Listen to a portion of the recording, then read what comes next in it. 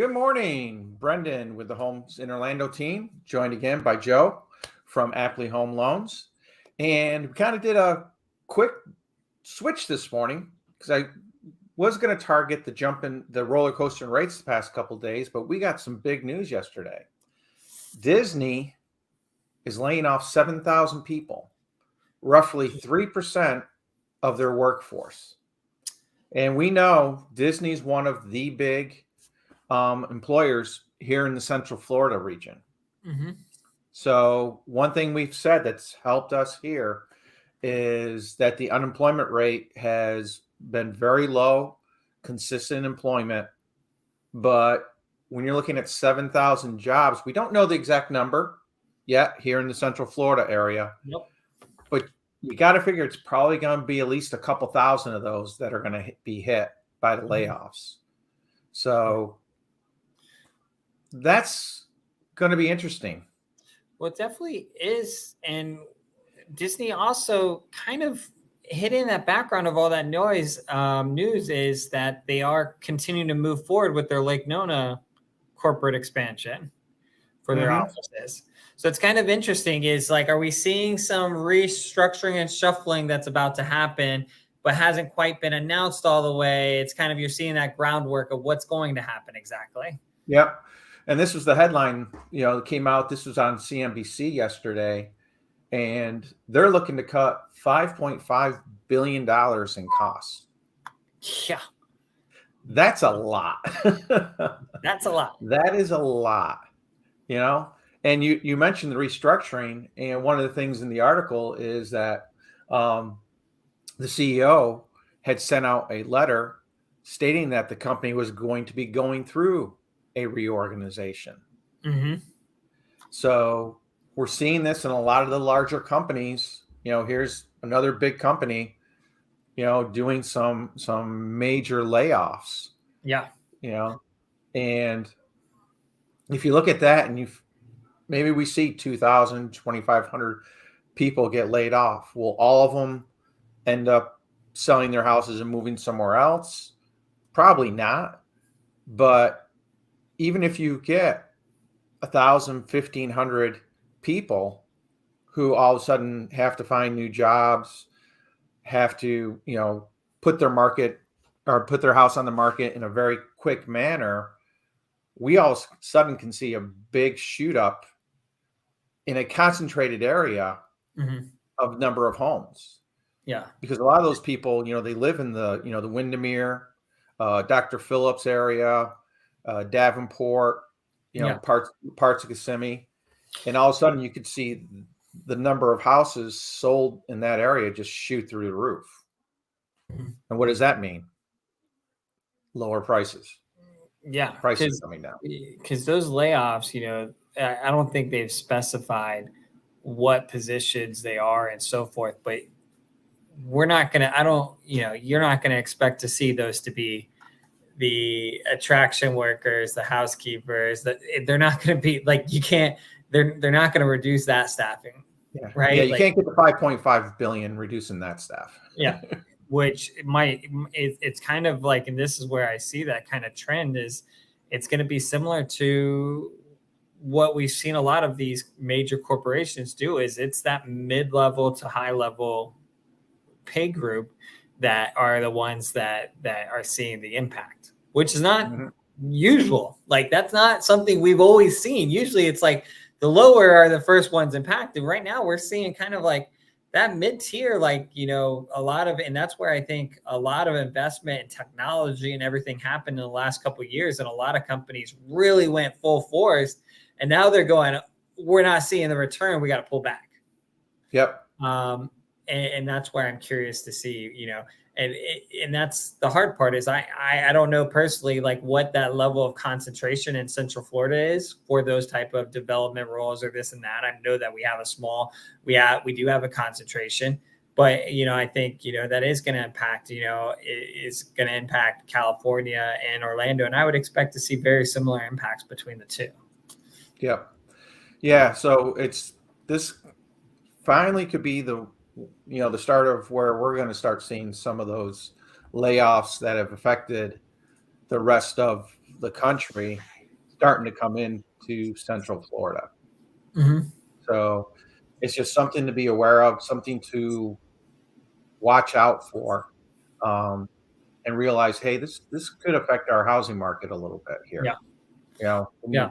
you look at that number of people, and plus the ripple effect of losing that many, really probably very high paying jobs in an area, how that Mm-hmm. affects the overall economy, Mm-hmm. the restaurants, the shops, everything else that goes along with it.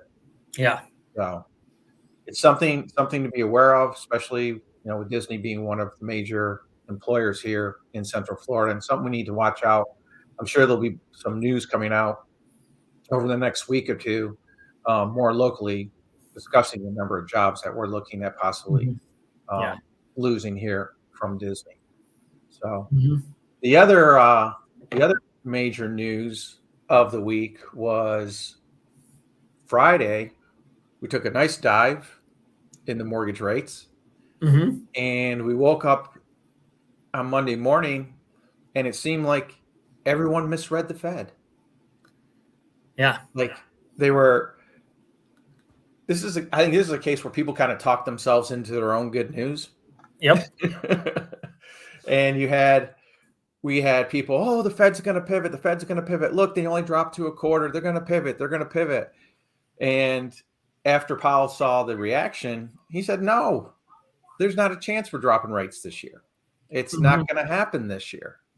Yep. And what happened to our rates Monday morning? We shot up nearly half a point. So it's interesting to sit and see this, that, okay, all right, so we jump back up. We're still sitting in that flux where we've been since the beginning of January, really, which is that 6.5% to 6% rate. Yep. Back up on the higher end of it. But, we're still sitting in there. And I think if the Fed doesn't do much more, I think maybe another quarter, maybe another half a point, especially if these layoffs continue. So I think we're gonna level off on our interest rate fluctuations that we've had. Yeah, I think you're right there on the money, because we saw a little bit of adjustment, but I think we're going to see that kind of that flattening of that curve. We're not going to see it going up as much. We're not going to see it going down. We're going to start seeing smaller and smaller trend lines, which does have a benefit, because when there's smaller trends, like when it's more stable and less fluctuation, it helps with consumer confidence, because consumers know what to expect. Mm-hmm. Mm-hmm. Oh, I truly believe that. And I think you'll see that we're going to see that in this week's numbers. I mean, if we hop right into them, we kind of took a oops, why didn't that switch? Excuse me a second.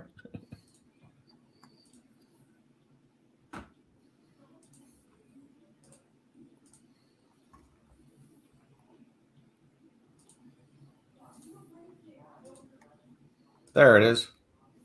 Bam, there we go. Sorry about that. But beginning of the year, we kind of felt that confidence. And, we had dropped to somewhere between 200, 250 sales per week.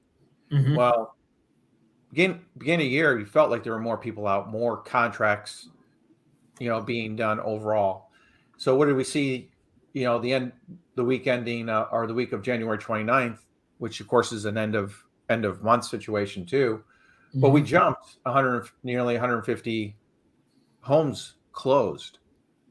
So that tells me that I was kind of thinking that simply because, I put a couple homes under contract, and you start seeing the pending sales numbers go up.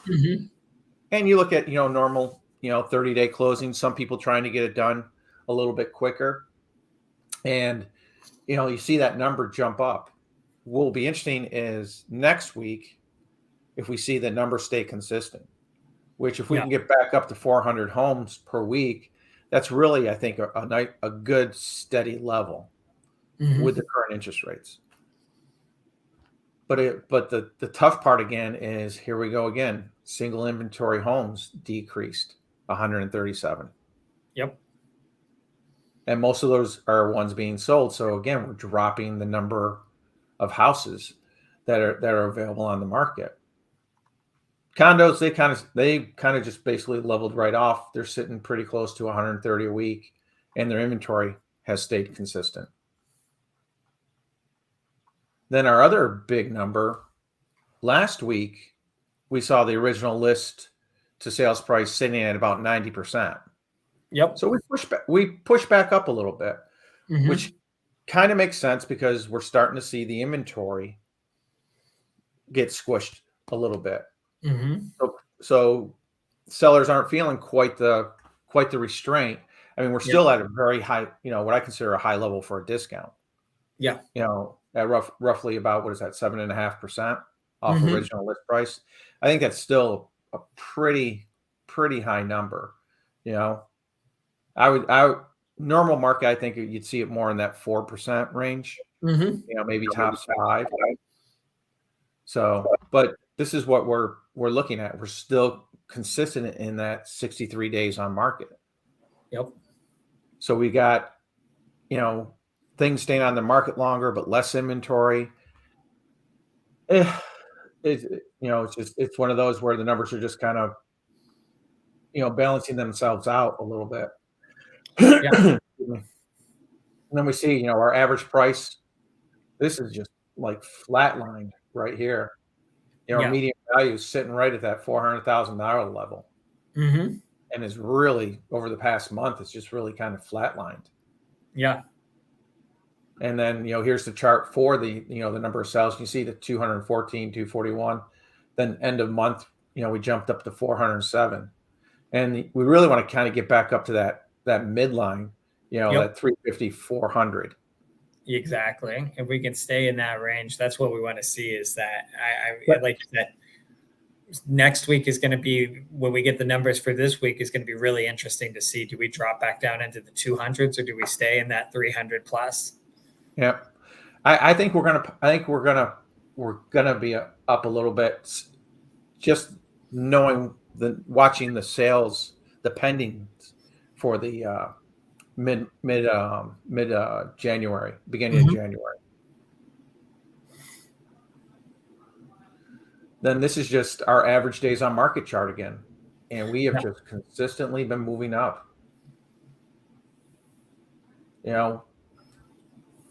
And it's actually more of a normal market. That 20 days that we had average, a little over a year ago, that was just nuts. Yeah, exactly. I thought it was actually less because, I mean, literally, you get up on a Saturday morning and, see a new listing and you were out the door by 8:00 and the thing was gone by the time you got there at 9. Pretty much, right? Yeah, we had 30 offers. It's like, how'd they even see the house? Mm-hmm. So it's just, it's nice because the buyers do feel like they can take a little time. Yeah. Now the thing that we're not seeing here though is we're not seeing builder numbers. That's the thing we're not seeing, and that's something that I'm probably going to do a video on later this or early next week.